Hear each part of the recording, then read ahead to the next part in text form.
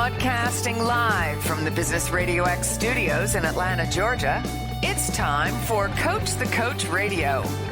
Brought to you by the Business RadioX Ambassador Program, the no-cost business development strategy for coaches who want to spend more time serving local business clients and less time selling them.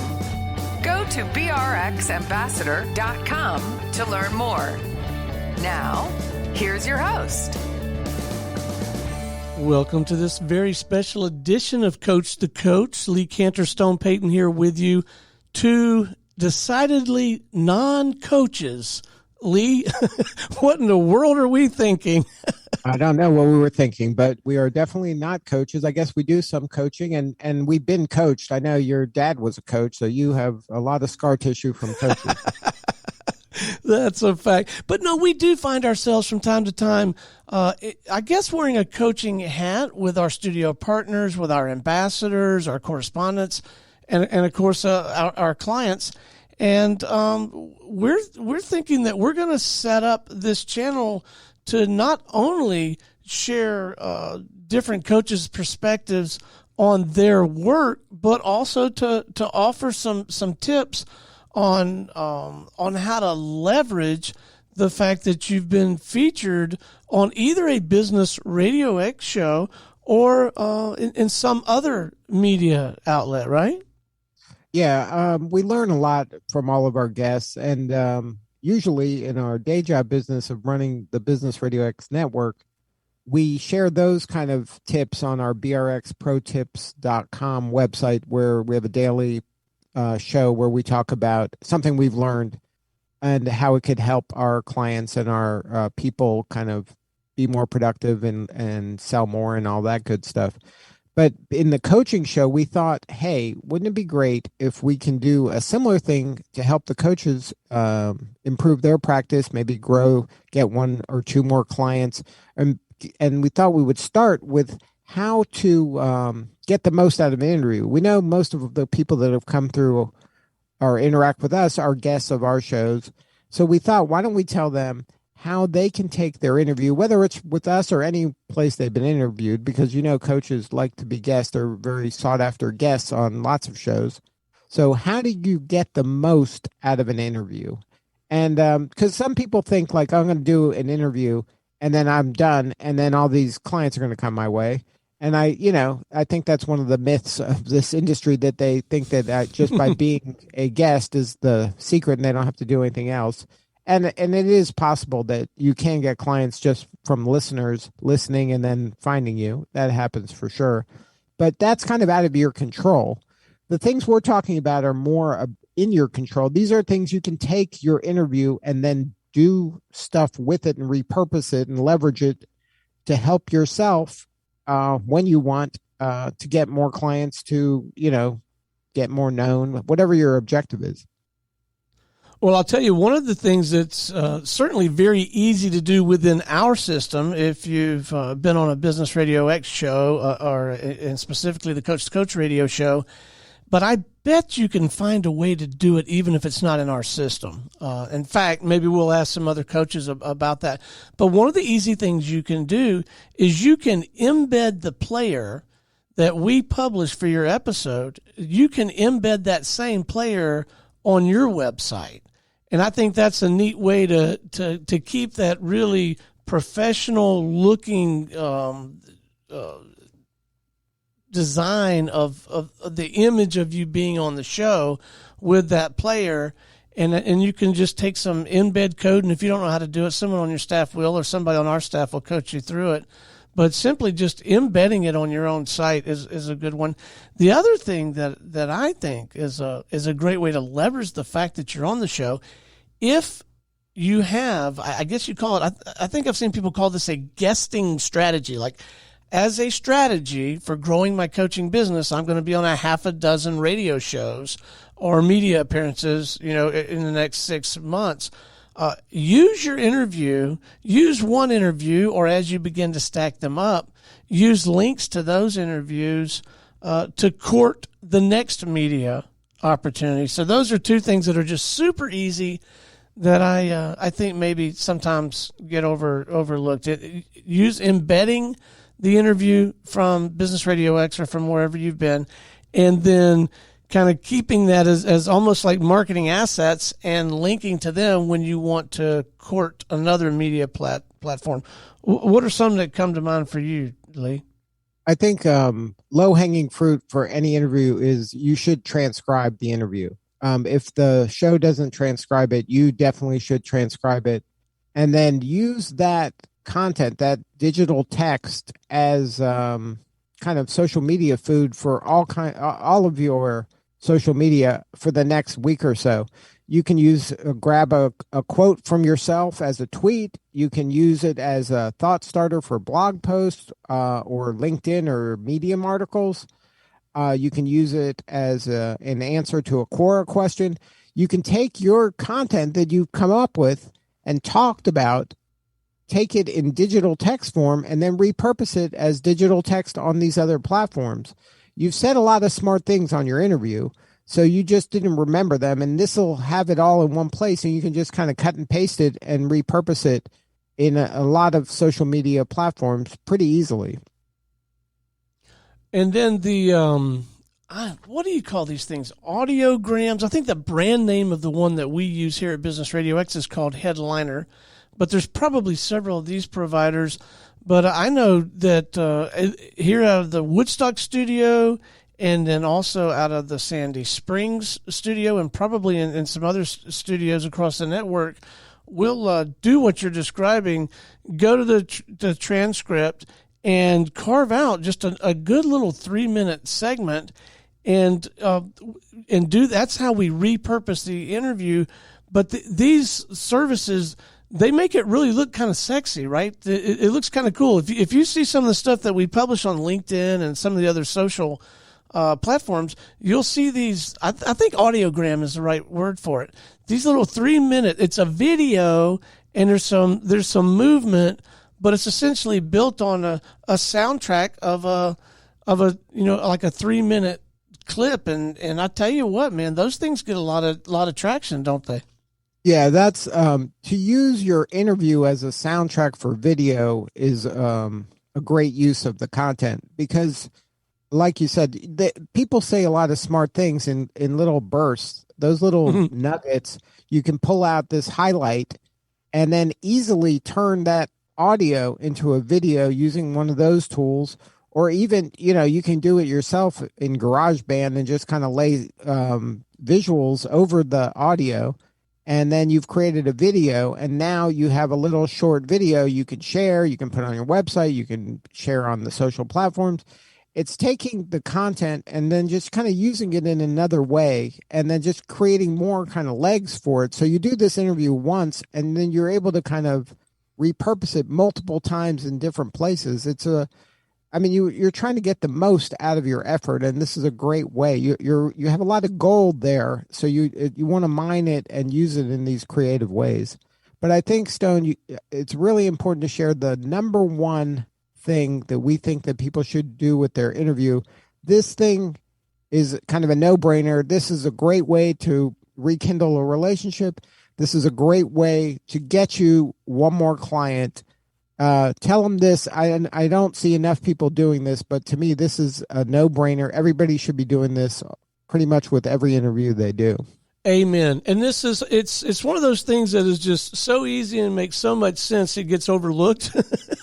And my most recent experience with this that sort of reminded me, hey, dummy, you really ought to do this every time, and you ought to be telling your clients and anyone you run into to do this. My most recent experience was not from a radio interview. It was from a write-in interview. One of these things where they email you the questions and then you craft your responses, you email them back, and then it appears in a magazine. And in this case, both a print magazine and they have a digital version as well. But what I did, and man, we all ought to be doing this anytime we're on any media platform. I just crafted a brief 2-sentence little note and sent it out, in my case, to maybe 100, 150 people. And I didn't do any mass mailing program or anything. I copied that 2-sentence body copy. But, I said, "Hi, Joe, had an opportunity to be interviewed at blah, blah, blah, thought you might enjoy." And, same thing, if you're on a Business Radio X show or whatever, just a quick little 2-sentence thing could be, "Hi, Cindy, had an opportunity to be interviewed on the Business Radio X network, and we spoke about." Now, that's one way you can customize this note. If you think about who you're talking to, and you know that they're specifically interested in, or the last conversation you had was on a very specific topic, and you covered it in your interview, like in our case, in my case, I might talk about serving first. So if I've had that conversation with a prospective client, a market mate, we call them, a market partner, anybody like that, I probably did do an interview, and if I did, then I would say, "Hey, Joe, had an opportunity to be interviewed on the Business Radio X network, and we spoke specifically about that topic. Thought you might enjoy." So here's what I did. I did that write-in interview. I sent that note out to 100, 150 people. It cost me a couple of hours on a Saturday morning, but I mean, boy, was it well invested. I'm consistently amazed. There were a whole bunch of people that came back behind that and said, "Hey, great job, way to go." Because we all have that group of people that want us to do well and want to support us no matter what. But I must have had, as a direct return on that time and energy investment, I must have had a half a dozen people come back behind that and say, "Great job, Stone," or something like that. It's been a while. We need to talk again. Or, "I know we were talking about sponsoring that series. Our budget cycle's coming back around. Let's go grab a cup of coffee, or let's hop on the phone." And it's a marvelous, genuine, authentic way to connect with people. And every time I've ever done anything like this, it's always it's rekindled and deepened some relationships. But you've had similar experience, haven't you, Lee? Yeah, it's such an elegant way to let people know what you're up to it's like you said, to rekindle this relationship. A lot of times the timing just isn't right to do business. But this is a nice, elegant touch to let them know, "Hey, I'm still out there. I'm still doing stuff. I thought you might be interested in this." And it gives the interviewee this kind of social proof that they're worth being interviewed. And it just reminds the people, "Hey, I like that person. Why don't I reconnect with them and see if there's a way to do business this time?" I wouldn't do this every day, but definitely on certain interviews you're really proud of, I would definitely reach back out to my network and let them know that I was interviewed. Because this is a very simple way, and it's something that most people aren't doing. If you've gone through the effort of doing the interview, I recommend that you invest some time in taking that interview and sharing it with the people that matter most with you. I mean, I think it's something that is just sitting there waiting for most people. If you're waiting for people to listen and then call you, then you can still do that. If you want to be more proactive, I recommend taking that interview and sending it directly to your last 100 people who ghosted you. Send it to your former clients who used to work with you. Send it to people who used to refer to you. Anybody who's in your kind of database that you hadn't talked to in a while, I would recommend proactively sending your interview to those people. If you're proud of the interview, you think you did a good job, send it to them. Let them know that, "Hey, I'm still around and I would love to reconnect." Another quick tip that comes to mind for me, and it may sound self-serving, but I'll tell you, it's strong, and it's strong because it's based on the timeless principle of when you serve other people, it just always comes back to you.